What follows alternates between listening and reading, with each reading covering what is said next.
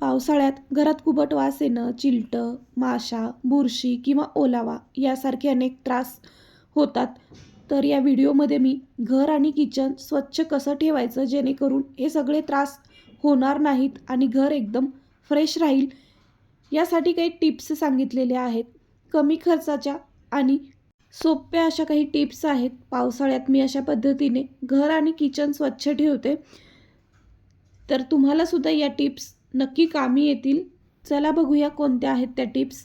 तर सगळ्यात आधी सकाळची कामं आवरली की मग मी गॅस ओटा आवरायला घेते. चिलटं, माशा जास्त करून किचनमध्ये होतात बऱ्यापैकी, कारण तिथे जेवण बनवतो. कधी कधी भांड्यांमध्ये तसंच खरकटं अन्न उरतं, त्याच्यामुळं हा त्रास होत असतो. तर सगळ्यात आधी गॅस साफ करून घेते. गॅसवरती जेवण बनवतेवेळी जे काही सांडलेलं असतं ते एका कपड्याने मी साफ करून घेतलं.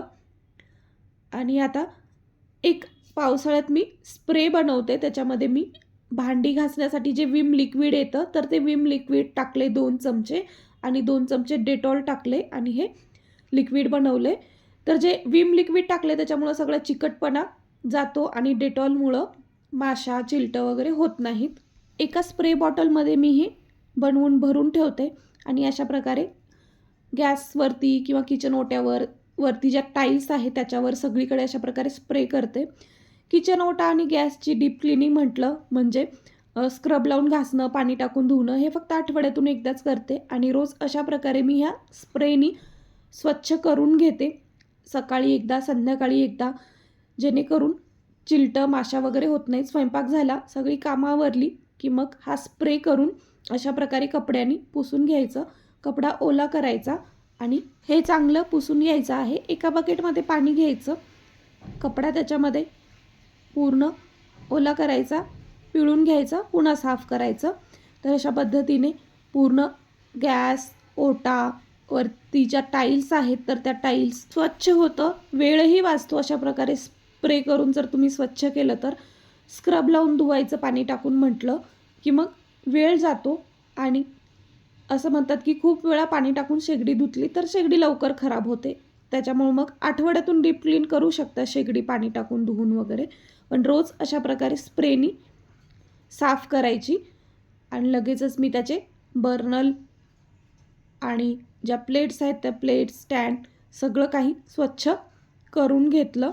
स्वयंपाक झाल्या झाल्या मी गॅस शेगडी अशा प्रकारे आधी स्वच्छ करते, कारण जेवण बनवते वेळी तिथे जर काही सांडलं असेल अन्न वगैरे तर त्याला लगेच पावसाळ्या दिवसामध्ये बारीक बारीक चिलटं येतात. म्हणून आधी गॅस शेगडी स्वच्छ केली.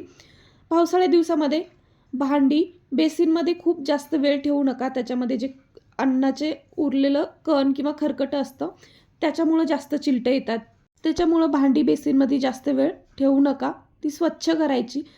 आता आमच्याकडे अजूनही पाण्याचा प्रॉब्लेम चालू आहे. पाणी भरून ठेवावं लागतं आणि नंतर कामं करावी लागतात. तर आता किचनमध्ये मी अशी एक छोटी डस्टबिन ठेवली आहे आणि त्याला रोज एक बॅग लावते अशी छोटीशी आणि त्याच्यामध्ये हा किचनमधला ओला कचरा टाकत असते. आणि हे असं बंद करून ठेवलं की मग त्याच्यामध्ये चिलटं जात नाहीत आणि किचन ओट्यावर घाणसुद्धा होत नाही. लगेचच भांडे धुवून घेतले आणि पावसाळ्या दिवसामध्ये मी साबण शक्यतो कमी वापरते भांड्यांसाठी. विम जेल वापरते, त्याच्यामुळं जास्त फेस होतो आणि चिकट होत नाहीत भांडी अशी. या दिवसामध्ये भांडी लवकर सुकत नाहीत, त्याच्यावरती पाणी थांबतं. त्याच्यामुळं मग विम जेलच वापरते मी आणि लगेचच भांडी स्वच्छ करून घेतली. भांडी स्वच्छ केली की लगेचच मी रोज सकाळ संध्याकाळ बेसिन स्वच्छ करत असते आणि बेसिन धुण्यासाठी मी वेगळी घासणी वापरते. भांडी घासण्यासाठी वेगळी आणि बेसिन घासण्यासाठी वेगळी वापरते. बेसिनमध्ये भांडी घासतो, जे अन्नाचे कण आहेत उरलेले ते बेसिनमध्ये असतात किंवा मग बेसिन तेलकट याच्यामुळं वगैरे चिकट होतं, म्हणून मग वेगळा स्क्रब वापरते. तोच स्क्रब वापरला तर त्याच्यामध्ये घाण जाऊन बसते आणि त्याला लगेचच चिलटं, माशा होतात. म्हणून मग याच्यासाठी मी वेगळा स्क्रब वापरते.